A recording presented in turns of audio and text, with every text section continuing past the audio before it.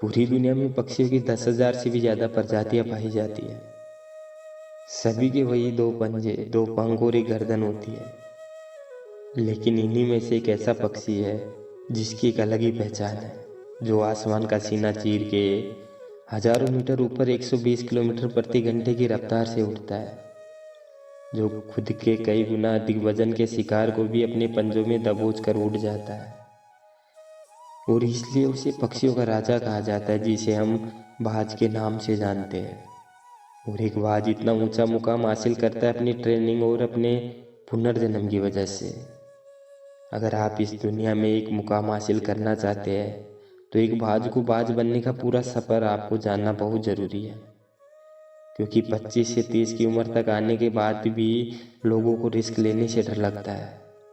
लेकिन एक बाज के जीवन की शुरुआत ही रिस्क से होती है।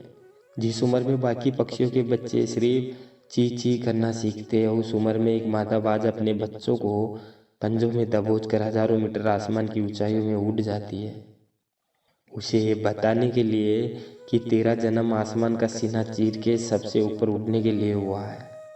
तेरा जन्म पक्षियों का बादशाह बनने के लिए हुआ है। जमीन से हजारों मीटर ऊपर ले जाकर मादा बाज अपने पंजों से उसे छोड़ देती है और यहीं से शुरू होती है उसकी हाई रिस्क ट्रेनिंग। वो चूजा जमीन की तरफ तेजी से गिरने लगता है, थोड़ा नीचे आता है तो उसके पंख खुलने लगते हैं। नीचे आते आते वो अपने पंख फड़फड़ाने लगता है, लेकिन वो अभी तक उड़ना नहीं सीखा है। वो जमीन से कुछ ही ऊपर होता है, ऐसा लगता है कि कुछ ही सेकंड में उसका जीवन समाप्त हो जाएगा। लेकिन अचानक एक पंजा उसे अपनी गिरफ्त में ले लेता है और वो वापस आसमान में उड़ जाता है। वो पंजा होता है उसकी माँ का, जो उसके पीछे उड़ रही थी।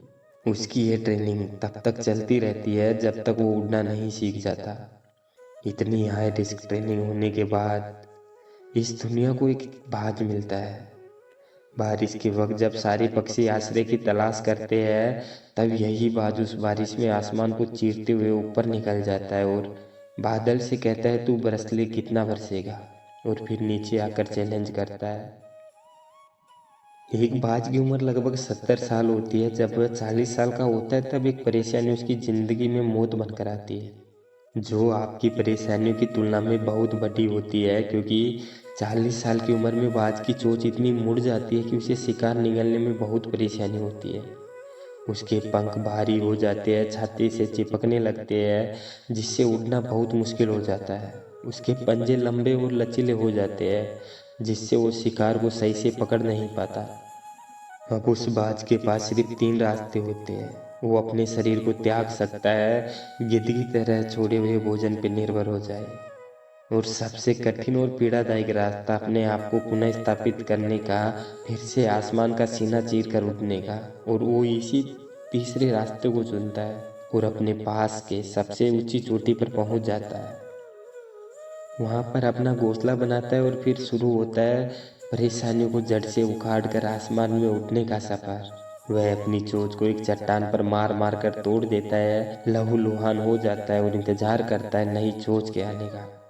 उसके बाद वह अपने एक एक पंख को अपने शरीर से अलग करता है और फिर इंतजार करता है नए पंख उगाने का। और इस प्रक्रिया में उसे समय लगता है पूरे 5 महीने का।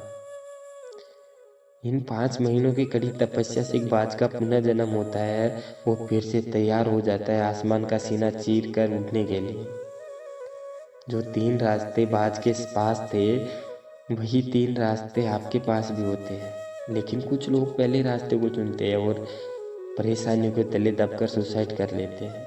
ज़्यादातर लोग दूसरे रास्ते को चुनते हैं। वो परेशानियों का बोझ पड़ते ही अपने लक्ष्यों को छोड़कर एक नॉर्मल लाइफ जीने लगते हैं। और कुछ वो लोग भी होते हैं जो इस परेशानियों को लात मारकर अपनी मेहनत के दम पर बाज की तरह आसमान की बुलंदियों को छूते हैं। दोस्तों, बाज की यह ट्रेनिंग हमें बहुत कुछ सीख देती है। अगर रिस्क लेना पड़े तो लो। अपने फील्ड में अपने आप को इतना ट्रेंड कर लो कि उस फील्ड में आपसे ऊपर उठने के बारे में सोचकर लोगों के पसीने छूट जाए। तभी आप अपने फील्ड के बादशाह कहलाओगे।